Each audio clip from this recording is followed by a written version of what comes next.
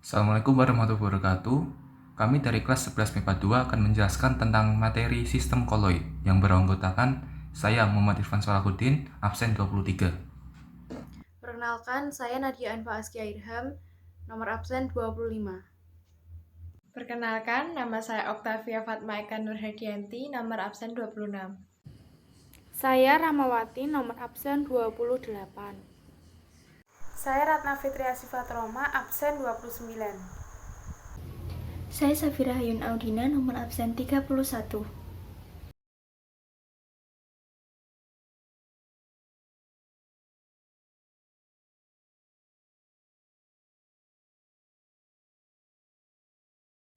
Sistem dispersi. Pengertian sistem dispersi adalah sebuah pencampuran pada satu zat dengan zat lain yang ketika akan dicampur mengalami pemerataan antara zat dalam zat lain.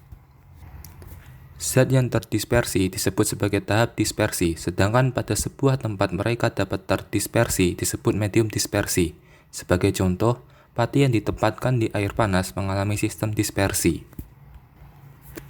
Di sini, air adalah sebuah media pendispersi, sedangkan pati berfungsi sebagai agen pendispersi.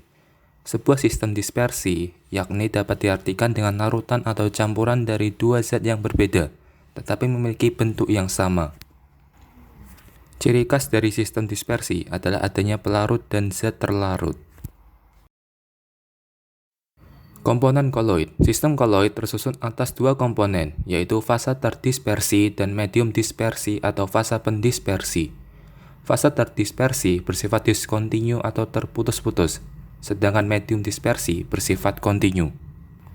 Sebagai contoh, campuran susu dengan air merupakan contoh koloid dengan fasa terdispersinya adalah susu, sedangkan medium dispersinya adalah air.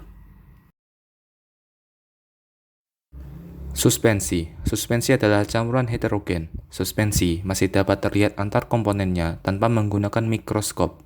Jika pada waktu yang lama, suspensi dapat mengendap. Contohnya, air dan tanah. Yang kedua adalah larutan. Larutan adalah sistem dispersi yang ukuran partikelnya sangat kecil sehingga tidak dapat dibedakan antara partikel dispersi dan pendispersi. Contoh dari larutan adalah larutan garam dan larutan gula. Yang ketiga adalah koloid. Koloid adalah suatu campuran homogen antara dua zat atau lebih di mana partikel-partikel zat yang berukuran koloid atau fase terdispersi tersebar merata dalam zat lain atau medium pendispersi. Contoh dari koloid adalah susu dan selai. Suatu campuran dapat digolongkan ke dalam larutan atau koloid atau suspensi berdasarkan ciri-ciri yang dimilikinya. Ciri-ciri tersebut adalah sebagai berikut. Yang pertama, larutan homogen tidak dapat dibedakan dengan mikroskop ultra. Koloid tampak homogen dengan mikroskop ultra tampak heterogen. Suspensi heterogen. Yang kedua adalah larutan tampak jernih, koloid tidak jernih, suspensi tidak jernih. Yang ketiga adalah larutan memiliki satu fase, koloid memiliki dua fase, suspensi memiliki dua fase. Yang keempat, larutan tidak dapat disaring, koloid dapat disaring dengan menggunakan kertas saring ultra, suspensi dapat disaring dengan menggunakan kertas saring ultra. Yang kelima, larutan tidak memisah atau stabil, koloid umumnya stabil, suspensi tidak stabil. Dan yang terakhir, larutan memiliki diameter partikel kurang dari 10 pangkat negatif 7 cm, koloid memiliki diameter partikel 10 pangkat negatif 7 sampai 10 pangkat negatif 5 cm, suspensi memiliki diameter partikel lebih dari 10 pangkat negatif 5 cm.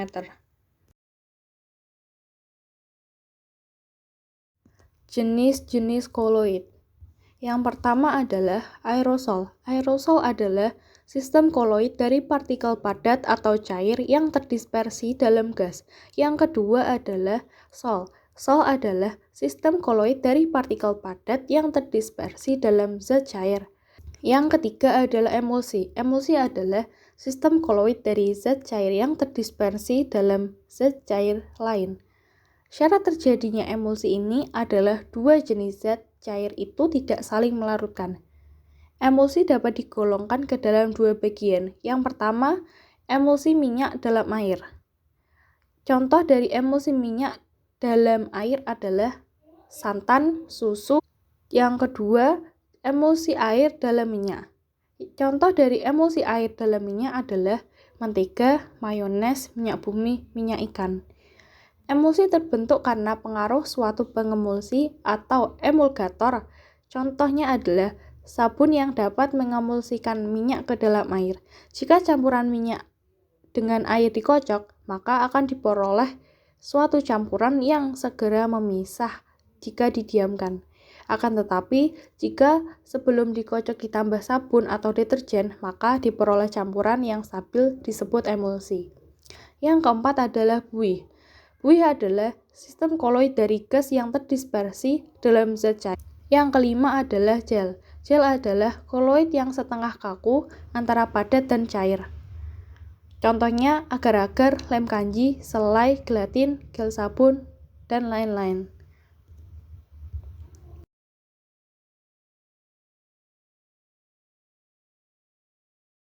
Berikut adalah tabel fase terdispersi dan fase pendispersi. Yang pertama, fase terdispersi padat, medium pendispersi padat, nama koloid sol padat, contoh perunggu dan baja. Yang kedua, fase terdispersi padat, medium pendispersi cair, nama koloid sol, contoh tinta, cat, lotion. Yang ketiga, fase terdispersi padat, medium pendispersi gas, nama koloid aerosol padat, contoh asap dan debu di udara. Yang keempat, fase terdispersi cair, medium pendispersi padat, nama koloid emulsi padat, contoh keju, mentega, dan jelly. Yang kelima, fase terdispersi cair, medium pendispersi cair, nama koloid emulsi cair, contoh susu dan santan. Yang keenam, fase terdispersi cair, medium pendispersi gas, nama koloid aerosol cair, contoh kabut dan awan. Yang ketujuh, fase terdispersi gas, medium pendispersi padat, nama koloid busa padat, contoh batu apung dan busa jok. Yang terakhir, fase terdispersi gas, medium pendispersi cair, nama koloid busa atau buih, contoh buih sabun. Efek tindal. Efek tindal merupakan peristiwa penghamburan cahaya oleh partikel koloid dan membentuk berkas cahaya. Diakibatkan, sistem koloid memiliki ukuran partikel 1 nanometer sampai 100 nanometer yang mendekati panjang gelombang cahaya tampak lebih dari 400 nanometer kurang dari 750 nanometer sehingga akan membentuk berkas cahaya. Contohnya, susu yang diberi cahaya senter, lampu dalam kabut, dan mata berwarna biru.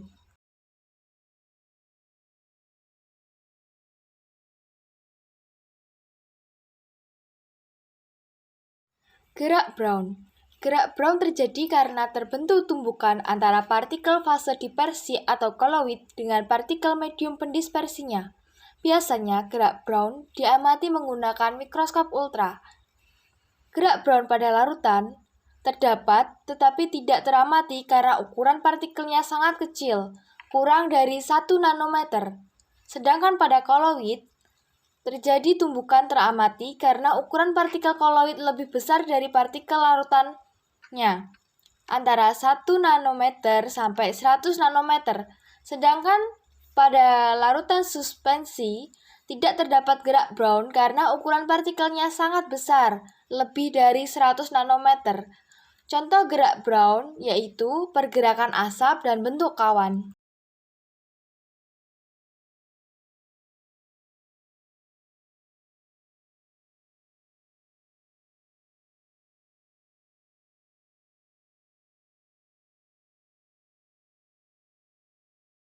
Elektroforesis, yaitu proses pergerakan partikel koloid dengan bantuan medan listrik.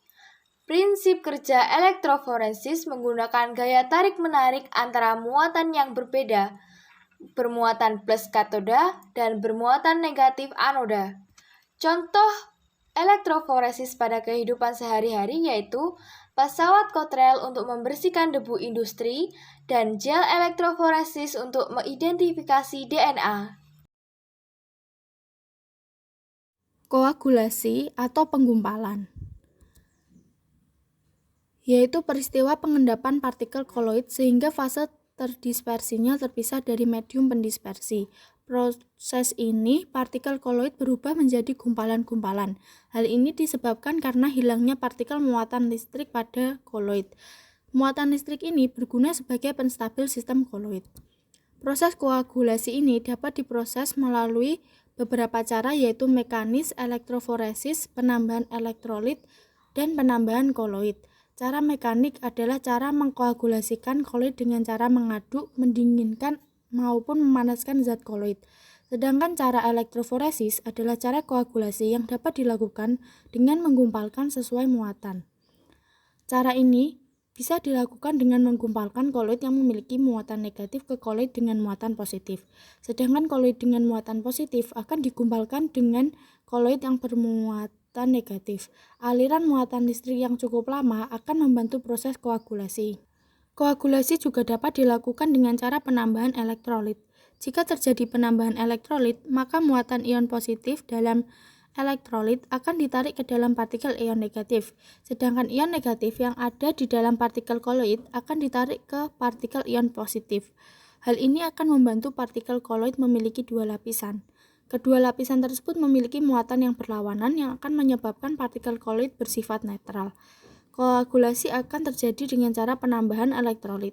Ini jika jarak kedua lapisan cukup dekat. Proses koagulasi akan terjadi lebih cepat jika muatan ion yang mengandung elektrolit juga besar. Cara yang terakhir adalah dengan menambahkan koloid. Koloid lain yang ditambahkan adalah koloid yang memiliki muatan yang berlawanan. Hal ini dimaksudkan agar muatan koloid saling tarik-menarik satu sama lain. Jika muatan koloid saling tarik-menarik, maka muatan tersebut juga akan saling mengadsorpsi. Pada akhirnya, proses koagulasi akan terjadi. Namun, koagulasi juga dapat dicegah, yaitu dengan cara menambahkan koloid pelindung. Koloid pelindung ini akan membantu untuk menstabilkan partikel koloid yang mengalami dispersi. Cara yang dilakukan adalah partikel tersebut akan membungkus partikel koloid sehingga seluruh partikel tidak dapat bergabung dan saling menggumpal. Ada juga yang disebut dengan dialisis. Proses dialisis ini adalah proses di mana koloid akan dipisahkan dari berbagai ion yang mengganggu. Proses ini dapat dilakukan dengan cara mengalirkan cairan yang mengandung koloid ke dalam membran semipermeabel. Membran ini berfungsi sebagai penyaring sehingga koloid akan tetap tinggal dan tidak dapat melewati membran ini. Cara ini merupakan cara yang paling mudah untuk memisahkan koloid dari larutan. Pemanfaatan koagulasi yaitu 1. Penjernihan air dengan menambahkan tawas. 2. Proses pendinginan santan. 3. Pengolahan karet dari lateks atau penggumpalan lateks dengan asam cuka. 4. Pembentukan delta di daerah muara sungai. 5. Telur rebus dan pembuatan agar-agar. Adsorpsi, yaitu peristiwa penyerapan suatu zat sehingga partikel tersebut menempel pada bidang penyerapan. Bidang penyerapan tersebut dapat berupa cairan maupun padatan. Partikel koloid juga mudah mengabsorpsikan warna. Hal tersebut dapat terjadi karena gaya tarik molekul pada permukaan adsorban. Ukuran partikel koloid yang kecil sehingga permukaan luas menyebabkan kemampuan adsorpsinya besar. Partikel koloid akan bermuatan listrik apabila partikel koloid menyerap ion yang bermuatan, dan ion tersebut menempel pada permukaan koloid, sehingga partikel koloid menjadi bermuatan. Contohnya, Sol Fe dalam kurung OH3 mampu mengadsorpsikan ion-ion H+, sehingga Sol dalam kurung OH3 bermuatan positif. Sol AS2S3 mampu mengabsorpsikan ion-ion S2-, sehingga Sol AS2S3 menjadi bermuatan negatif.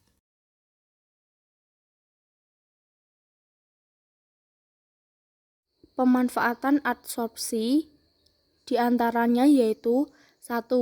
Penggunaan norit atau serbuk karbon untuk penyembuhan sakit perut. 2. Proses pemutihan gula pasir pada industri gula dengan tanah di atom dan arang tulang. 3.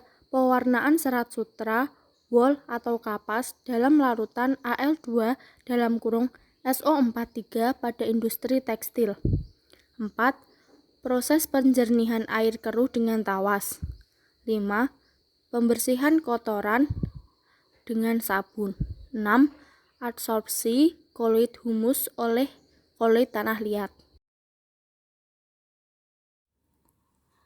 Koloid liofil dan koloid liofob. Koloid yang medium pendispersinya cair dibagi dua yaitu 1. Koloid liofil. Koloid liofil adalah koloid yang memiliki daya tarik-menarik kuat antara medium pendispersi dan zat yang terdispersi. Kedua adalah koloid liofob. Koloid liofob adalah koloid yang memiliki daya tarik-menarik lemah antara medium pendispersi dan zat yang terdispersi.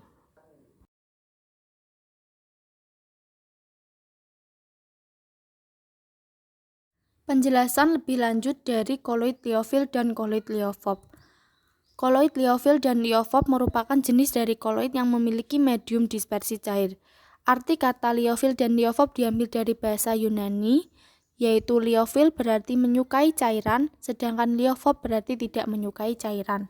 Jika menggunakan air sebagai medium pendispersi, koloid liofil dan liofob akan menjadi koloid hidrofil dan hidrofob. Contoh koloid hidrofil dalam kehidupan sehari-hari adalah gelatin, kanji, agar-agar, deterjen, dan sabun. Sedangkan contoh dari koloid hidrofob adalah sol sulfida, sol belerang, sol logam, dan sol Fe. Jika dilihat dari kekentalan dan kestabilannya, koloid liofil lebih kental dan stabil daripada koloid liofob. Pada koloid liofob, ia akan stabil apabila mengabsorpsikan suatu ion. Pada koloid liofil memiliki pelindung bagi mediumnya berupa cairan sehingga dapat terhindar dari pengelompokan atau koagulasi. Pelindung tersebut disebut sebagai solvasi atau hidrasi. Cairan ini akan melindungi partikel koloid agar tidak terlepas dan mengelompok. Sedangkan pada koloid liofob telah stabil karena memiliki muatan listrik atau ion. Jika ditambah sedikit elektrolit, pada sol hidrofil tidak akan terjadi penggumpalan. Zat yang akan terdispersi dari sol hidrofil dapat dengan mudah dipisahkan melalui proses penguapan atau pengendapan. Sol hidrofil akan terbentuk kembali jika larutan atau dicampurkan air ke dalamnya. Hal ini membuktikan bahwa sol hidrofil bersifat reversible.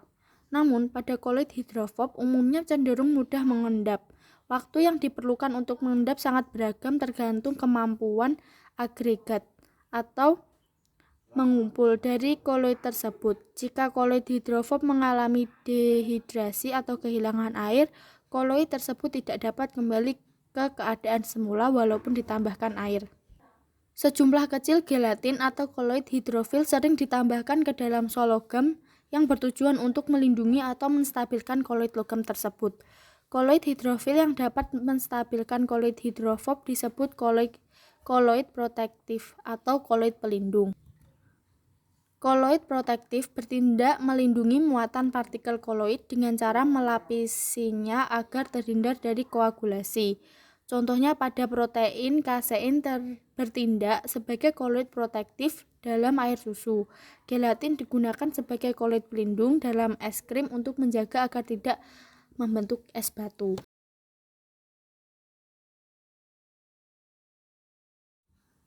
Perbedaan koloid liofil dan koloid liofob. Koloid liofil. Yang pertama, koloid liofil stabil. Kedua, kekentalannya tinggi. 3. Sukar diendapkan. 4. Dapat dibuat gel. 5. Mengadsorpsikan molekul. 6. Kurang menunjukkan efek tindal. 7. Dibuat dengan cara dispersi. 8. Gerak Brown kurang jelas. 9. Terdiri dari zat organik. 10. Reversible. Yang kedua, koloid liophop. 1. Kurang stabil. 2. Kekentalannya rendah. 3. Mudah diendapkan. 4. Tidak semua dapat dibuat gel. 5. Mengabsorpsikan ion. 6. Efek tindal sangat jelas. 7. Dibuat dengan cara kondensasi. 8. Gerak Brown sangat jelas. 9. Terdiri dari zat anorganik. 10. Tidak reversible.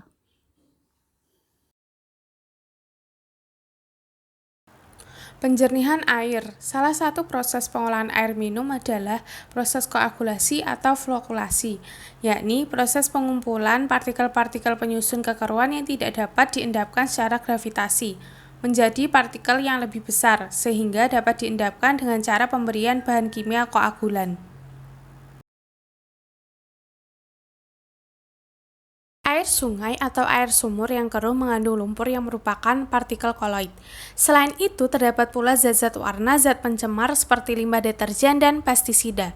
Bahan-bahan yang diperlukan untuk pengolahan air adalah tawas, biasanya aluminium sulfat, pasir, klorin atau kaporit, kapur tohor, dan karbon aktif.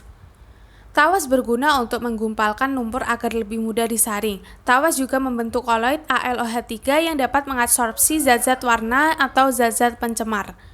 Apabila tingkat kekeruhan air yang diolah terlalu tinggi, maka digunakan karbon aktif di samping tawas. Karbon aktif memiliki fungsi untuk menghilangkan bau, warna, rasa, dan zat organik yang terkandung dalam air.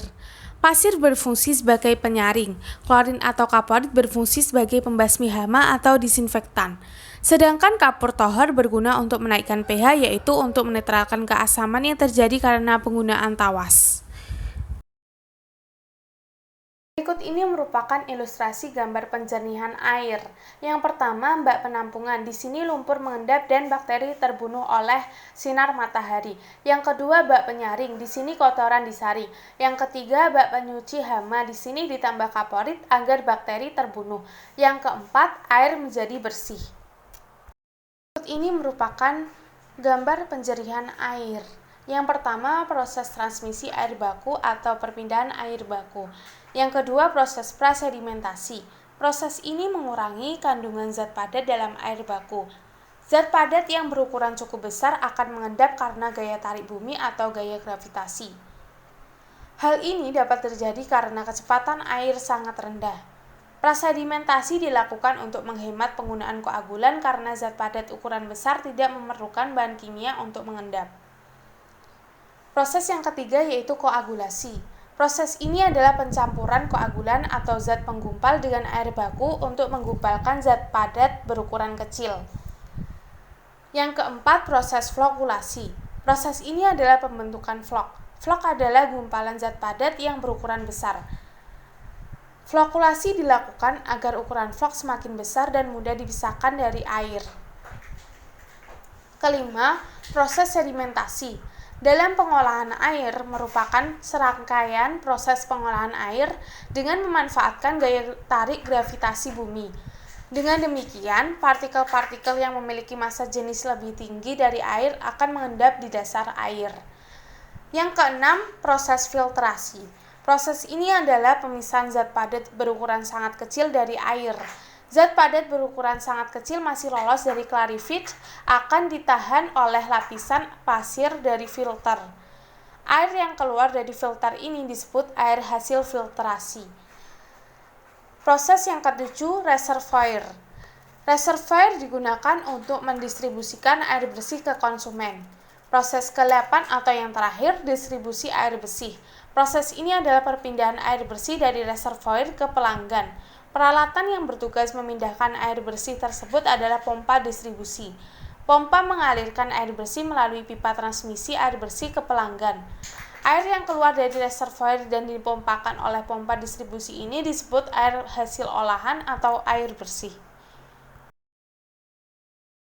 Disinfektan. Pada saat disemprotkan, cairan disinfektan akan terdispersi dengan fasa gas sehingga kondisi tersebut menggambarkan sistem koloid aerosol cair.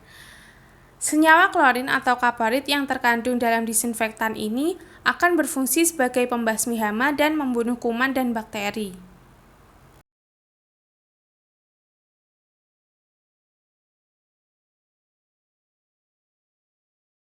Koagulasi. Pengertian koagulasi yaitu penggumpalan partikel koloid yang terjadi karena kerusakan stabilitas sistem koloid atau karena penggabungan partikel yang berbeda muatan sehingga membentuk partikel koloid yang lebih besar. Koagulasi dapat dilakukan dengan cara mekanik dan kimiawi. 1. Cara mekanik, pemanasan, pendinginan, dan pengadukan. 2. Cara kimiawi, penetralan silang atau menghilangkan muatan dan penambahan elektrolit. Contoh proses-proses yang memanfaatkan sifat koagulasi dari koloid. Yang pertama, pengolahan karet dari bahan mentahnya atau lateks dengan koagulan berupa asam format. Yang kedua, proses penjernihan air. Yang ketiga, proses yang dilakukan oleh ion Al3+ dan Fe3+ pada penetralan partikel albuminoid yang terdapat dalam darah, mengakibatkan terjadinya koagulasi, sehingga dapat menutupi luka. 4.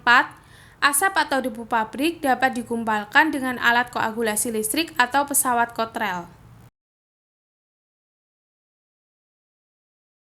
Koagulasi koloid karena penambahan elektrolit. Koagulasi koloid karena penambahan elektrolit terjadi sebagai berikut. Koloid yang bermuatan negatif akan menarik ion positif atau kation, sedangkan koloid yang bermuatan positif akan menarik ion negatif atau anion. Ion-ion tersebut akan membentuk selubung lapisan kedua. Apabila selubung lapisan kedua itu terlalu dekat, maka selubung itu akan menetralkan muatan koloid sehingga terjadi koagulasi. Makin besar muatan ion, makin kuat daya tariknya dengan partikel koloid, sehingga makin cepat terjadinya koagulasi.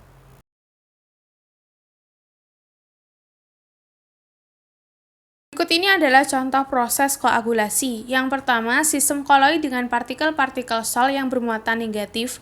Yang kedua, ion-ion Na+ ditambahkan ke sistem koloid dengan partikel-partikel sol yang bermuatan negatif.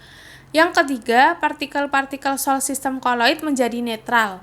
Yang keempat, partikel-partikel sol sistem koloid akan menggumpal dan selanjutnya mengendap atau terkoagulasi.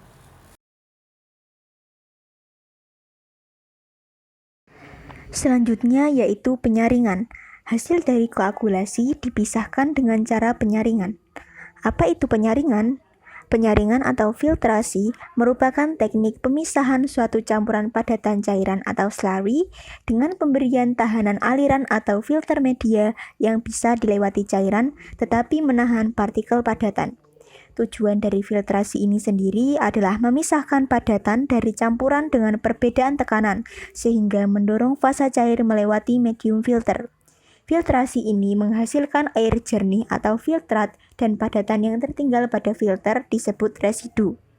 Syarat filter dapat berguna dengan baik yaitu, yang pertama, dapat menahan zat padat yang akan disaring serta menghasilkan filtrat yang jernih. Yang kedua, yaitu tidak mudah tersumbat. Yang ketiga, tahan terhadap perubahan kimia dan kuat secara fisik. Dan syarat yang keempat yaitu memungkinkan terjadinya penumpukan residu dan residu dapat dipisahkan dari filter dengan mudah, total, dan bersih.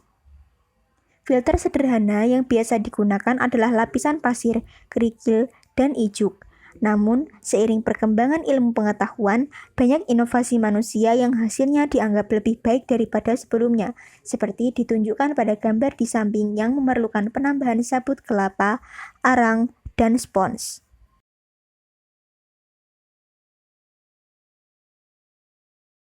Pembahasan berikutnya yaitu mengenai pembuatan koloid. Koloid dapat dibuat dengan dua cara, yaitu kondensasi dan dispersi.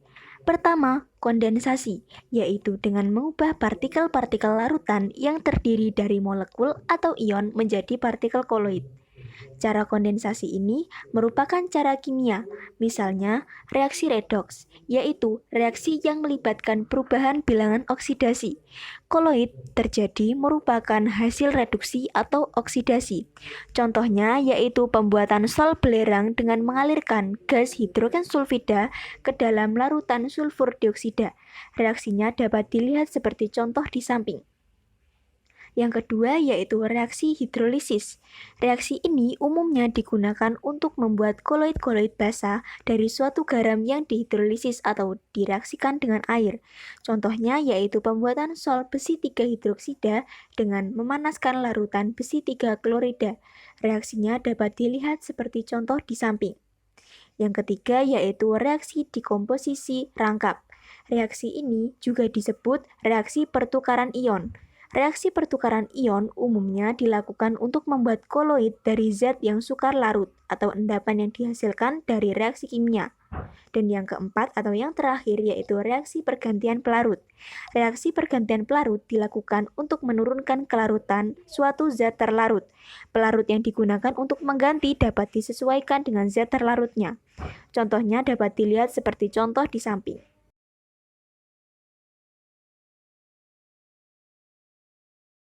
Yang kedua yaitu cara dispersi. Cara dispersi yaitu pembuatan koloid dari suspensi kasar. Cara dispersi dibedakan menjadi 4, yaitu sebagai berikut. Yang pertama, dispersi langsung atau mekanis, yaitu pembuatan koloid dengan cara penggerusan atau penggilingan untuk zat padat, cara pengadukan atau pengocokan untuk zat cair, kemudian didispersikan ke dalam medium atau pendispersi. Contohnya yaitu belerang halus ditambah air menjadi sol belerang. Cara yang kedua yaitu peptisasi, yaitu pembuatan koloid dengan cara memecah molekul besar menjadi molekul yang lebih kecil dengan menghilangkan ion elektrolit penyebab gumpalan. Misalnya endapan aluminium hidroksida oleh aluminium klorida yang terpeptisasi menjadi koloid aluminium hidroksida. Yang ketiga yaitu cara busur Bredig atau elektrodispersi. Busur Bredig adalah suatu alat yang khusus digunakan untuk membentuk koloid logam. Proses ini dilakukan dengan cara meletakkan logam yang akan dibuat menjadi koloid pada kedua ujung elektrode dan kemudian diberi arus listrik yang cukup kuat sehingga terjadi loncatan bunga api listrik. Suhu tinggi akibat adanya loncatan bunga api listrik mengakibatkan logam akan menguap dan selanjutnya terdispersi ke dalam air membentuk suatu koloid logam. Dan yang keempat yaitu cara homogenisasi. Pembuatan koloid dengan cara membuat suatu zat menjadi homogen yang berukuran koloid. Cara ini sering digunakan pada pengolahan susu. Pembuatan susu kental manis yang bebas kasein dilakukan dengan mencampurkan serbuk susu skim ke dalam air di dalam mesin homogenisasi sehingga partikel-partikel susu berubah menjadi ukuran partikel koloid. Emulsi obat pada pabrik obat dilakukan dengan proses homogenisasi menggunakan mesin homogenisasi. Sekian penjelasan dari kelompok kami. Mohon maaf bila ada kesalahan dalam penjelasan maupun kata-kata. Dan wassalamualaikum warahmatullahi wabarakatuh.